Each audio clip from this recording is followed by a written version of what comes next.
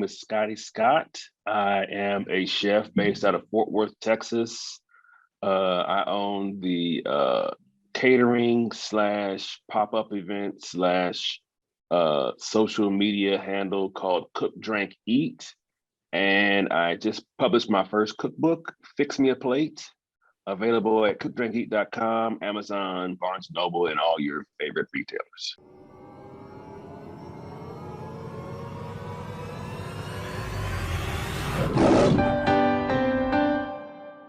Hey, it's Kellen, and today on Diversified Game, I'm bringing you guys some more chef game because I'm not 200 pounds for no reason. I'm 200 pounds because I like to eat. So when Kenya of the South told me, hey, I got a chef for you, he's remixing some stuff, would you be interested? I had to say, see. Yebo, if I'm in South Africa. But welcome, y'all, and welcome Scotty Scott to the show. How are you doing, my bruv? I'm doing fantastic, man. Thanks so much for having me. Well, thank you for coming on. And, during the pandemic, there were a lot of people who had to learn how to cook that said, I didn't even know how to do rice. I'm like, man, who raised you, TK Kirtland, right? What brought out, when did you get your love for cooking? And when did you know people would pay you for it? Because you got an untraditional background that we're going to get into. You weren't always a cook or a chef. Yeah, I learned pretty early on. My mother was always the one preparing meals for our extended family, and my father was on the grill. And so it was probably about 9 or 10, just after, hanging out in the kitchen, watching everybody work the magic before it came out to the table, that I tried to start dabbling in it myself. And so it was pretty early on. I tried to start making my own meals. My mother worked late nights, so it was peanut butter and jelly got real old. So burning up the kitchen a little bit, literally and figuratively, and just started diving into it. And then so once I got out of my long tenure in school of undergrad and law school and started hosting dinner parties and stuff like that, I really started, getting a little more confidence and feeling like I could maybe bring this food to more than just my immediate family. Now, I just met you, but I want to know, at what point these ladies actually like what I cook? And that turned it on to another notch to say, now I got to practice, all these dishes they've never had. Because chefs, chefs are like comedians. You got that thing about you, Right. Behind closed doors, it really turns up. So talk about that part of it. It was interesting, man, just because, it definitely is a different dynamic in terms of, somebody like, they can cook, like, oh, you can cook?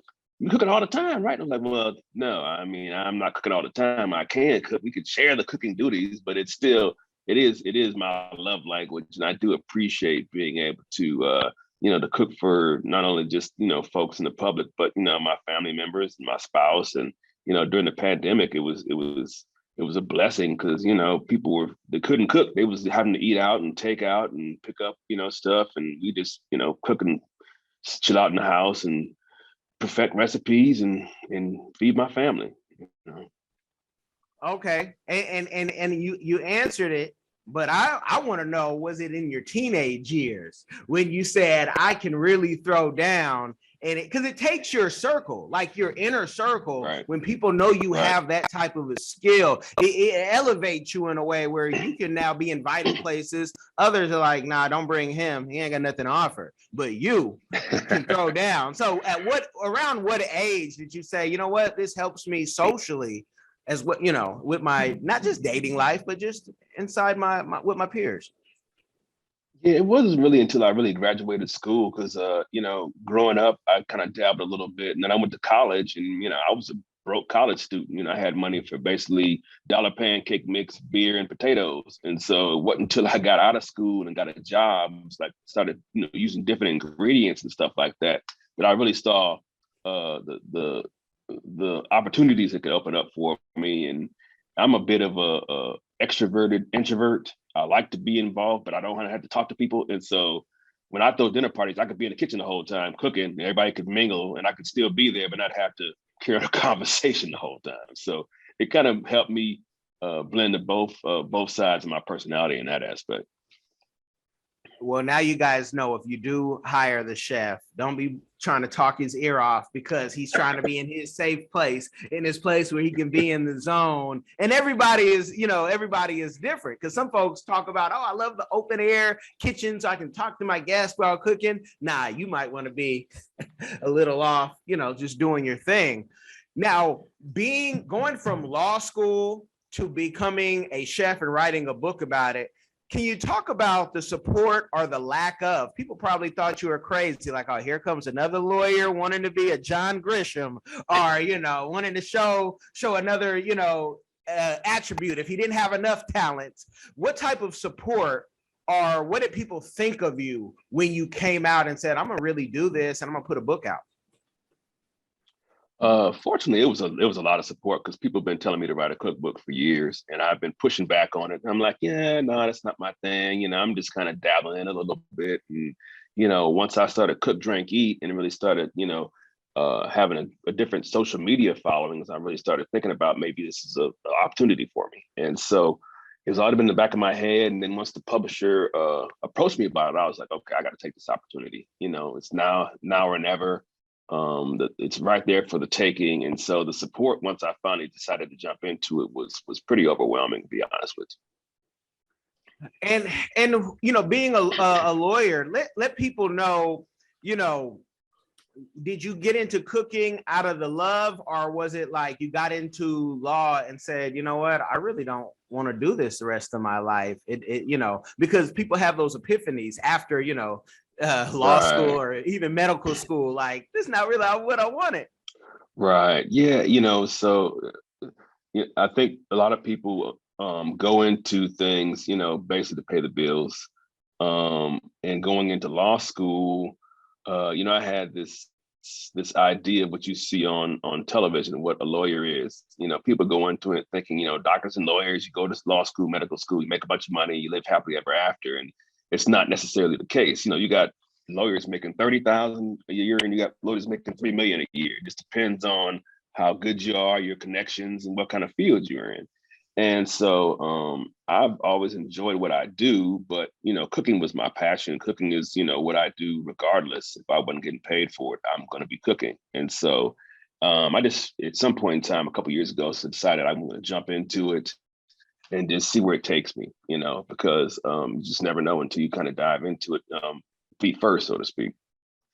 Now, for that entrepreneur saying, you know what, that's my story, I need to give it all up, whether they are a surgeon or, a plumber, what steps did you take before you said, you know what, I'm not going to practice law and I'm going to go put 2 feet in, 2 hands in cooking, put my foot in it?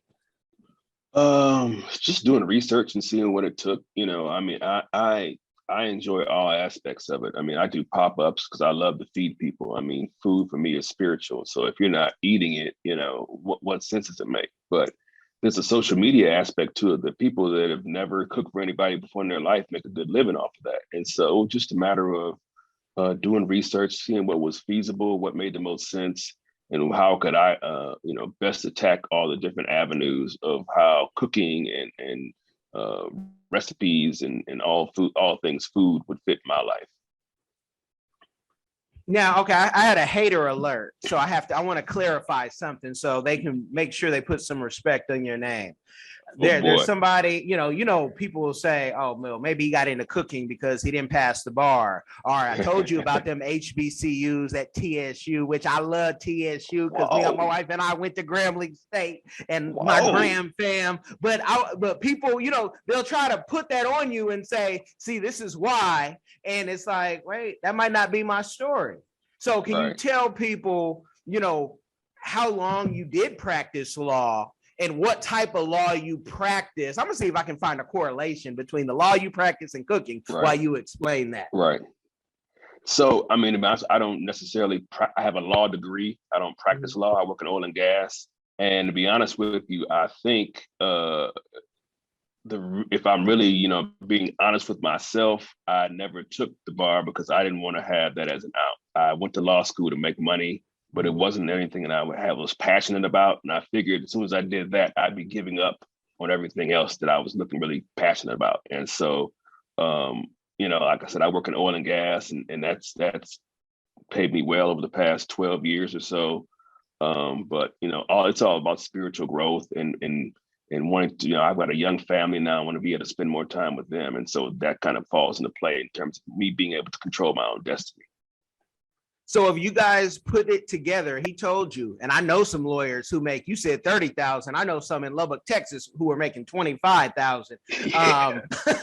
And you look good with the suit and everything. And it makes me think, you had to take the LSAT, and you had to, some of you had to go into the Chloe program. Chloe didn't even let me in. That's how bad my LSAT was, y'all. But, but you did all of this, and then to really get into your passion, can you talk about, do you even feel like you're working when you're cooking and doing these pop-ups, knowing that you're fulfilling your purpose? To answer that question, no, but I'm gonna get back to that. I wanted to circle back. Part of it also was, growing up, my mother was in education. She was a high school counselor for 42 years with the Board of Education. And initially, when I was young, I enjoyed writing. But at some point in time, I felt like I needed to get a real job, as my mama called it, go work for somebody for 40 years, get your retirement, and that's what you do. And so I think that's one reason why I was shied away from being an entrepreneur initially, because, that was what I thought I needed to do. And then once you get out there in the corporate world and realize they don't really give a damn about you, and that aspect of that dream that my mother had does not really correspond to today's working force. So I think that was one of the reasons why I went to law school and was trying to make sure that I secured that. But it kind of came full circle with this book, and that now Detroit Public Library is going to have it in their circulation, and some of my mother's recipes are going to be in the Detroit Public Library. So I'm sure she'd be more than happy and proud of the way it's turned out and the life turn that I've made here. No, that's a beautiful thing. So he's in the CAT system. So if you guys are at your library and you want this book, feel free, try to order it from your library, especially for you, though, those are friends of the library, meaning you paid your 25 annual, dollar membership. So you have a little more say. That's a beautiful thing. Right. Congratulations to that. That's a major thing. I have some books in libraries, and I'm like, when that happened, I thought I made it. You couldn't tell me nothing. I got my George Jefferson walk on. Canada is buying our books. You know what I mean? So that's a beautiful thing. Beautiful thing. Now, the best is yet to come. You're still young. What is a community give back that you are doing or that you would like to do in the future? Just, teaching children about entrepreneurship, knowing that they have different avenues. I think right now we're kind of at a little bit of a reckoning with that, with folks just assume, you've got to go to college to make yourself successful. And for many, that is the path, but it's not the path for everybody. And, a lot of people go into college and they wind up with debt, and then they're not even working in their field. And so mentorship, hoping that people can try to do something that they enjoy doing. Don't do it for the money. Make sure they're doing it for the right reason. And hopefully we can get, a new generation of people that are passionate about what they're doing, instead of trying to make sure they can just pay the bills. Now, you come from South Carolina. No. No? Detroit, Michigan. Yeah. Okay. We got some bad information online, on the Google. Just so you know, it said Arthur grew up in Summerville, South Carolina. So, Detroit. Okay, they might be trying to clone you. Yeah, boom. Yeah. For those of you can see, it's interesting, but it's okay. But being from Detroit, still, you guys have a strong Black community, or I should say, maybe you did before the gentrification. Still do. You still do. How is it for the the Black community in Detroit? Is it thriving? Or are we seeing what we're seeing in Oakland, what we're seeing in even some places in Africa, where they're pushing us out and they're dividing us? So our historical neighborhoods are becoming no more. It's definitely like that. I get back about once a year and I'm blown away by the gentrification. It's bike shops where it used to be, crack houses and all that kind of stuff. And it's really spreading. I know, abandoned buildings that are now going for 500, 600, $700,000. And there's still, a large Black community there. And I am seeing people that are trying to work within the city to kind of push it in a new direction. One of the biggest things that happened in Detroit was the loss of population. I think, one time when I was growing up, it was about just over 1 million. I think it's down to like 600,000 now. And so because of that loss of population, you've got large swaths of the city that are just abandoned. You've got blocks and blocks where it might be one or two houses standing. And so there's kind of a push to kind of revitalize the city in terms of, urban farming and urban wineries and things of that nature to kind of help the existing residents try to reimagine what the city is going to look like. Interesting. You guys, if you're in cities like this, you need to grab every piece of real estate before they build that bike shop or that Starbucks, because, at some point we got to take extreme ownership for the moves we make. And talk about moves for, whether you're listening on iTunes, iHeartRadio, our latest partner at AYV Radio in Freetown, Sierra Leone, or you want to kick up our YouTube numbers, go check out Cook, Drink, Eat, the YouTube numbers. This is, when I see this, I'm like, okay, you might be ready for TV. You might be ready for TV. I know you said you're an introvert, but is that all a goal of yours to say, yeah, I'll do some TV? Yeah, I've got some things in the works as far as television is concerned. It's funny because when I got into this, I had no desire to do that whatsoever. Before I got on Instagram, I wasn't really on social media. I still don't know how to use Facebook. But ultimately, it just comes down to one, doing anything I can to feed my family that involves food. So if somebody wants to put me in front of a camera, I'm going to do it. Two, I am, and I watched. Somebody was speaking about Larry King, and so he's the well-known, I guess, reporter, interviewer, whatever you want to call him. And they said, he was one of those people that was just always on. The personality that you saw was him 24/7.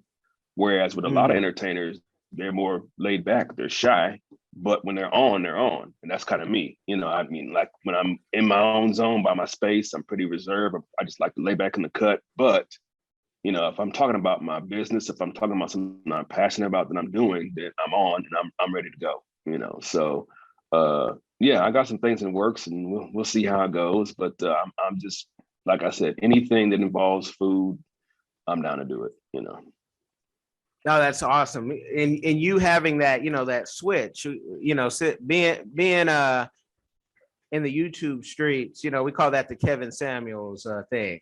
Off air, very cool cat. On air, you might get some smoke, especially if you call in. But yeah. Now tell the people, they can go to Amazon and get the book. Are you hireable if they say, I'd love for you to do my event at VidCon, which is coming up in June, y'all, in Anaheim, or I want you to do my event in New York. Are you available for, collaborations or to be hired like that? Absolutely. I'm a chef for hire. So, if you got the time, got the money, I got the time. I've done a couple pop-ups around the country. I've got one, excuse me, I've got a cooking demo coming up in LA this weekend. I've done pop-ups in New York and Detroit and Houston. And so, yeah, if you want to taste the food firsthand, prepared by the man himself, then I am more than happy to come and do it for you. And I saw you doing like a paella dish, and I know you can do various dishes. Tell them what's unique about, an experience with your food. When I do pop-ups, I do my creations. And so there are two things that I want people to come away with when they experience my food. One, I want them to say it was delicious. And two, I've never had that before. It's my whole thing is trying to put a new spin on different recipes. And so, like, from the book, from the remix chapter, instead of shrimp and grits, which I do have in there, I've got shrimp and fried grits, which is basically polenta that I've made, with some delicious cheese and some broth. And then we put it up in the squares and we fry it. So we got a whole different crispiness and a texture to it with those same shrimp and grits flavor that you're used to. And so, I just want people to have a different experience when they're eating something with me, because I'm always trying to push the envelope, and I think the experience is such a big part of eating that's really plays a big play into it. Well, you guys have got the game. If we gave you any more game, man, you're gonna have to go to the either Amazon, Barnes and Nobles, or the library to get it, so you can get the full experience. The man took his time to put it in a book so you or your children can learn something. Make sure you guys share this game with somebody. It will change their life. Scotty, I thank you for coming on. Hey, I thank you so much for having me. I really appreciate it, man. Hi guys, I'm Kai Gabiam from the Diaspora channel, a lover of Africa. If you love Africa as well and you would love to visit one day or to relocate to Africa, there is a course out there for you. And this course is My First Trip to Africa, a course well put together by a seasoned traveler, Kellen Cash Coleman. This course is designed to prepare you to travel better, which will save you both time and money. And the great news is this course costs only $20, guys. It can't get any better. Go right now and enroll to this course at www.diversifiedgame.com. Don't miss out.